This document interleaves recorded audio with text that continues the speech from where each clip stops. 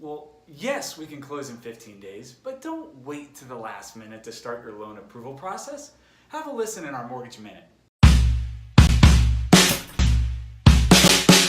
Loan approvals from a traditional bank can take a long time, from up to 30 to 60 days, depending on when you're looking to move. You may want to start the process earlier rather than later. As long as you qualify, Movement's 671 process makes this a lot faster and a lot easier. If you're currently renting, getting your full loan approval is the most important thing you can do. See that? Flash a mortgage, right under buy cheese, pick up laundry.